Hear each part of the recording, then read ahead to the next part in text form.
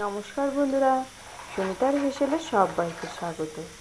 আজ আপনাদের সঙ্গে আমি শেয়ার করব পকোড়া রেসিপি।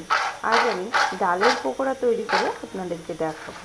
যে ডালের পকোড়া আমরা কিন্তু দোকান থেকে কিনে খাই, সেই পকোড়ার রেসিপি আজ আমি আপনাদের সঙ্গে শেয়ার করব। ভীষণই মুচমুচে, আর এটা কিন্তু বিকালে চায়ের সঙ্গে খেতে ভীষণই ভালো লাগে, কিংবা মুড়ির সঙ্গেও খেতে কিন্তু খুবই ভালো লাগে। তাহলে চলুন রেসিপিটি শুরু করা যাক। এখানে দেখুন, আমি 1 বাটি পরিমাণে মটর ডালকে ভিজিয়ে রেখেছিলাম। এখানে 4 থেকে 5 ঘন্টা মতন আমি মটর ডালটাকে ভিজিয়ে রেখে দিয়েছিলাম। ডালটা কিন্তু খুব ভালোভাবেই ভিজে গেছে। খুব ভালো করে ধুয়ে নিয়ে এবার আমি ডালটাকে একটা মিক্সির জারের মধ্যে নিয়ে নেব। এখানে ডালের মধ্যে কিন্তু আমি কোনো রকম জল ব্যবহার করব না বাটার সময়।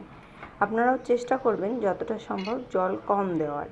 যেহেতু ডালটা আমার অনেকক্ষণই ভিজে গেছে, সেই কারণেই আমি ডালটাকে কিন্তু আর জল না দিয়েই খুব ভালো করে একটু বেটে নেব।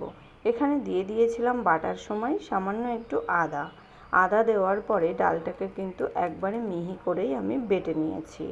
এবার ডালের মধ্যে আমি বেশ কিছু জিনিস মিশিয়ে নেব। দিয়ে দিয়েছি স্বাদ অনুযায়ী লবণ, দিয়ে দিয়েছি পরিমাণ মতো একটু হলুদ গুঁড়ো, দিয়ে দিয়েছি কয়েকটা কাঁচা লঙ্কা কুচিয়ে নিয়েছিলাম, সেই কাঁচা লঙ্কা কুচি দিয়ে দিয়েছি। আর একটা বড় সাইজের পেঁয়াজকেও আমি মিহি করে একটু কুচিয়ে নিয়েছিলাম, সেই পেঁয়াজ কুচিটা এখানে দিয়ে দিয়েছি।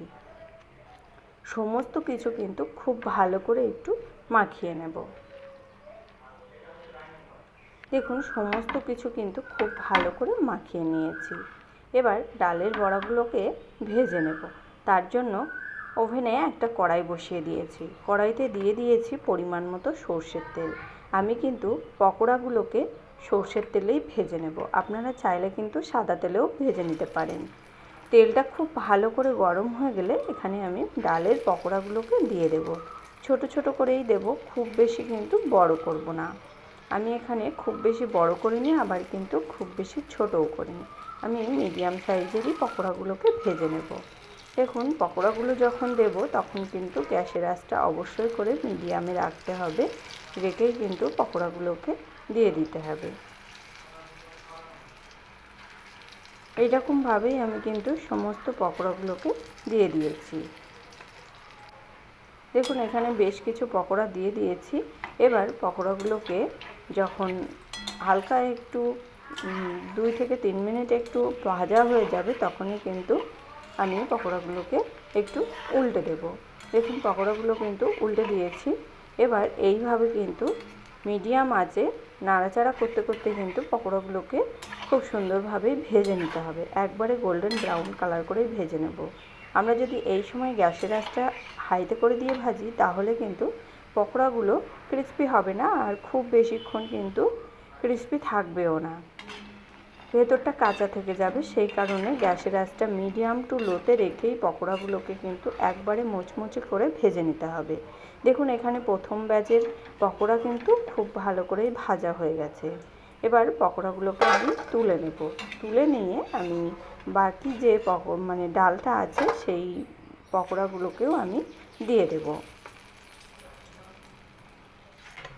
এই একই রকমভাবেই আমি কিন্তু সমস্ত পকোড়াগুলোকেই ভেজে নেব।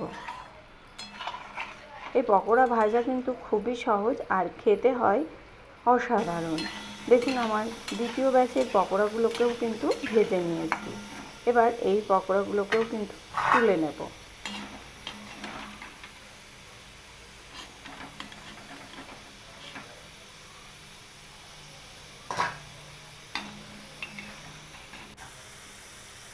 দেখুন, আমি একটা প্লেটের মধ্যে নিয়ে নিয়েছি, আর আওয়াজটা শুনে অবশ্যই আপনারা বুঝতে পারছেন কতটাই মুচমুচে আর ক্রিস্পি হয়েছে পকোড়াগুলো। এই পকোড়ার উপরে হালকা একটু চাট মশলা ছড়িয়ে দিয়েই বিকালে চায়ের সঙ্গে কিংবা মুড়ির সঙ্গে কিন্তু খুব সুন্দরভাবেই স্ন্যাক্স হিসাবে খাওয়া যায়। খুব সহজেই কিন্তু বাড়িতে তৈরি করে নেওয়া যায়, একদম রাস্তার ধারে যে পকোড়া বিক্রি হয় সেই পকোড়া। তাহলে বন্ধুরা, আমার এই ডালের পকোড়ার রেসিপি আপনাদের কেমন লাগলো অবশ্যই কিন্তু কমেন্ট করে জানাবেন। যদি ভালো লেগে থাকে তাহলে একটা লাইক করবেন আর সাবস্ক্রাইব করে পাশে থাকার অনুরোধ রইল। আজকের মতো এই পর্যন্তই, আবার হাজির হয়ে যাব অন্য কোনো রেসিপি নিয়ে। ভালো থাকবেন, সুস্থ থাকবেন, ধন্যবাদ।